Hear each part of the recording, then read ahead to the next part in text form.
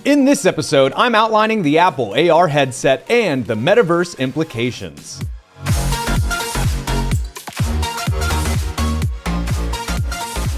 In many ways throughout history, Apple has helped to legitimize many forms of fringe technology. MP3 players became the must-have item, they removed keyboards on smartphones to make way for a full touchscreen experience, and now we approach the advent of augmented wearables, where I'm sure Apple will revolutionize things once again. Apple is expected to launch its AR headset in the near future, which will provide users with a new level of immersion into the metaverse. The headset will use advanced AR technology to project digital objects into the real world, allowing users to interact with them as if they were real.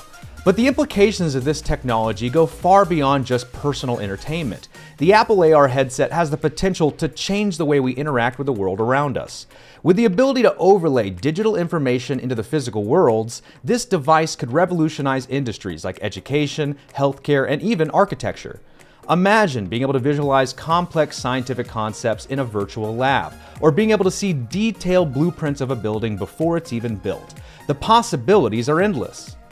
But perhaps the most exciting implication of the Apple AR headset is its potential impact on the metaverse. The metaverse is a concept of a virtual shared space where users can interact with each other in a digitally projected environment. At launch, users will be able to integrate with Apple's existing ecosystem of devices and services. For example, the headset will be able to work seamlessly with the iPhone and other Apple devices, allowing users to access their content in this digitally shared space. With the release of the Apple AR headset, we may be one step closer to realizing this vision.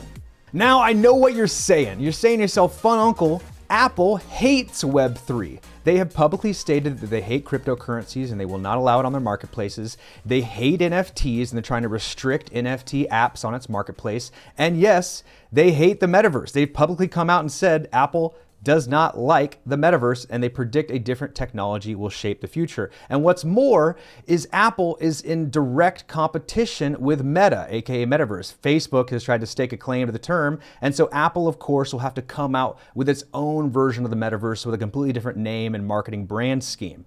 What I'm trying to say is, whenever you interact with your cryptocurrencies and your NFTs and your GameFi games, how do you do it? Is it on an iPhone? Do you interact with your NFTs on a MacBook? Can you get latest up-to-date crypto prices on your Apple Watch? Now, I'm not necessarily saying Apple loves Web3 and the metaverse. What I am saying is that Apple AR headset will be a gateway for a new swath of end users into the Web3 space.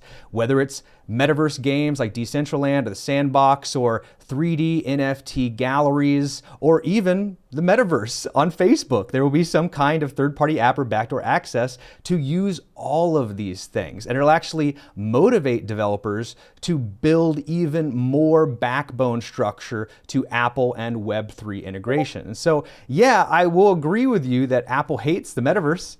They do not like NFTs or cryptocurrencies or Web3 at all, but it will be a gateway for a whole bunch of end users, and how seamlessly it'll be for me to take my MetaMask from my iPhone or a Brave browser app and then just launch up Fractal Marketplace and be doing in-browser play-to-earn games on the Solana blockchain. I mean, the opportunities are endless here, and the Apple AR headset will open doors for a whole new group of people and will, I think, in an exponential way, blow up the metaverse sector of Web3.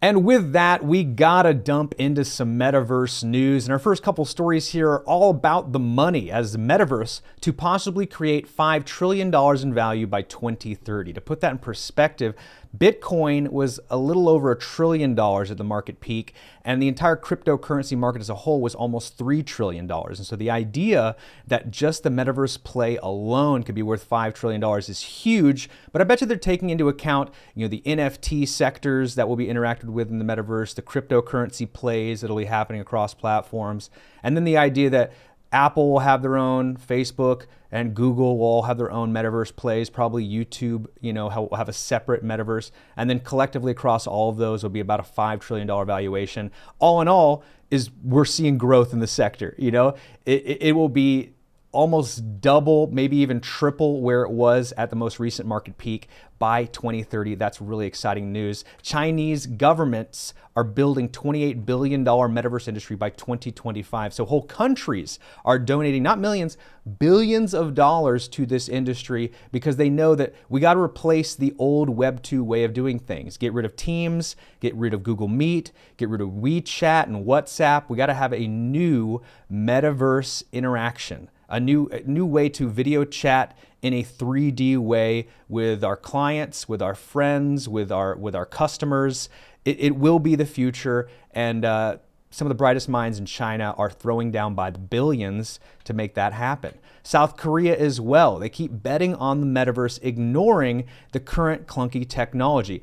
And isn't that the truth? It kind of looks like crap right now. The games kind of suck. The technology isn't there. It's very laggy and glitchy. The best ways to get into some of these metaverse plays are through third-party apps and backdoors that aren't fully sussed out. And so, yeah, it kind of sucks right now, but that's kind of the good news, you know, the idea that one day it'll be better and then mass adoption will take place.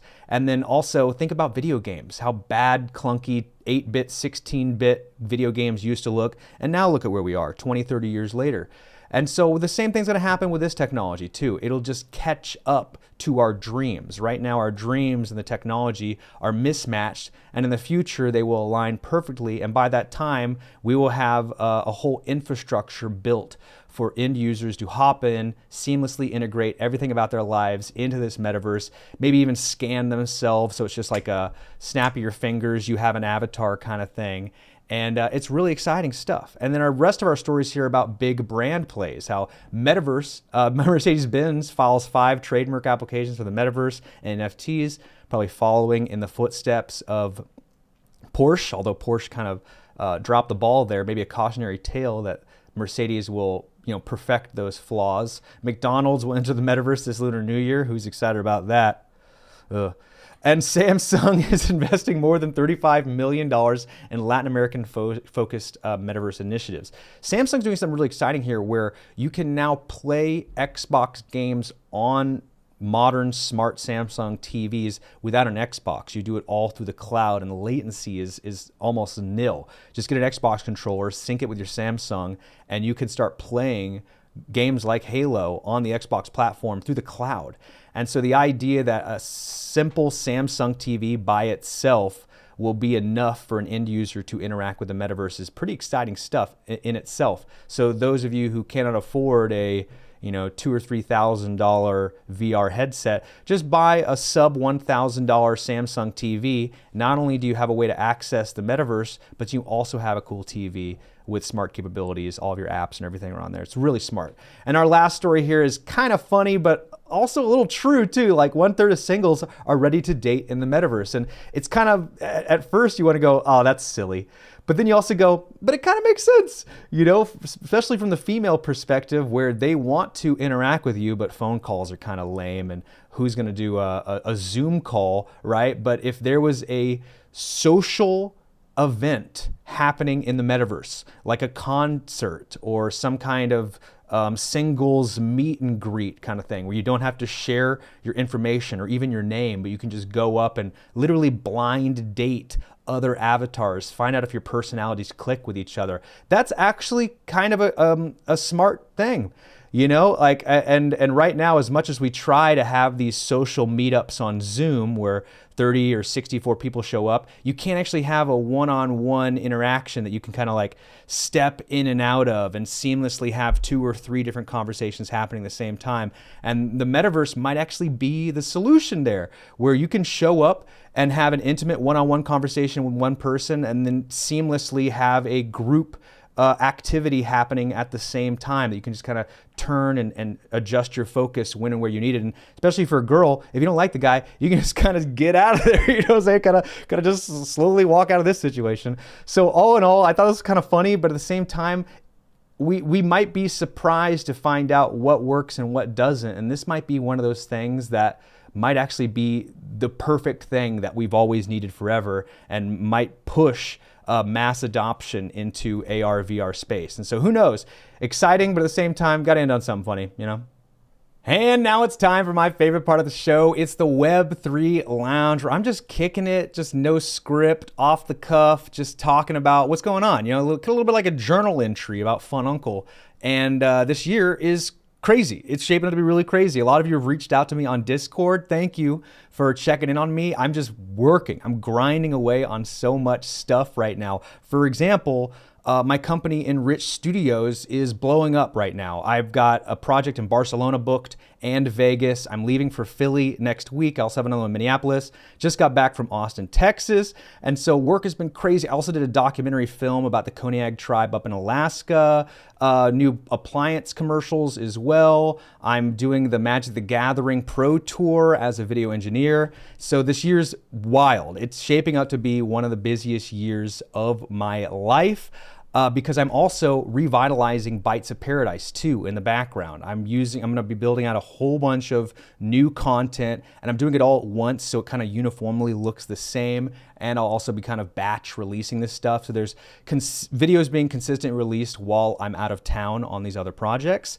Also, my second book, Streetwise Book Smarts, is shaping up in an awesome way. I had some eureka moments over the holiday about how to, connect all of these different narratives I have been building. And the umbrella for all of it is Streetwise Book Smarts. All of these ideas I have are kind of streetwise ideas, like streetwise, things you'd only learn through experience, and I'm putting it in a book. So it's book smarts too. And it's like the things you can't do without book smarts and the stuff you can't do without street smarts, and how they synergistically come together to give a well-rounded kind of, if you want to be a business owner, entrepreneur or something like that, or you want to like lead a team in a corporate setting, you got to have a nice mixture of book smarts and street smarts. So that's what I'm calling it, Streetwise Book Smarts. That is something I'm trying to get done as soon as feasibly possible, so that it can be a add-on digital download in my Bytes of Paradise NFTs. So people who've already bought one of my Bytes of Paradise, hit me up and I'll airdrop it to you. But then new buyers, it'll be an unlockable piece of content, along with the swath of stuff I'm building in the background to really make that the utility of these NFTs something that you just don't want to miss out on. And I'm trying to get it all done before Bitcoin Miami. All signs are pointing to I will be there again this year as a video engineer with backstage access. I'll be doing content at Bitcoin Miami. So I would love to have the book done, the NFTs ready to go, and all of that just packed together in one nice marketable and advertisable package by the time I'm at Bitcoin Miami in May. We're dreamers, right? We're all out here dreaming, and I'm here dreaming too.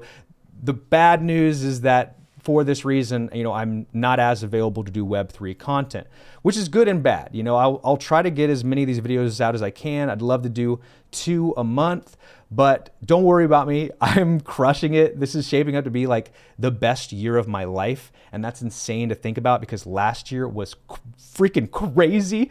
And so the fact that I've already got Barcelona and Vegas and Philly, Minneapolis, and then Miami and Austin, Texas, like already it's February. It's the first week of February, and I'm already, my calendar is just booked. And so I'm spending all of my free time trying to kind of front load a lot of this content and new add-ons for my NFTs. And so that I can really, by the end of this year, have a laundry list of things that I delivered. And so that's how my 2023 is shaping up. So thanks for checking in on me, everybody who has hash rhymes. I'm looking at you. You're the best. But things are great. Things are fun, Uncle. I'm pouring out as much of my gooey golden goodness into the world as I can by way of video content. I wish I could do it more, but hopefully one day I will be able to do that. So thanks again for tuning in, and I can't wait to see you on the next one. Do you like crypto, NFTs, and video games? Well, the Fununcle YouTube page is your one-stop shop for all of my content across all networks and platforms. You want to make sure to hit the link down in the description below and join me today. You do not want to miss out on any of this content, because I work diligently to demystify the complexities of blockchain technology.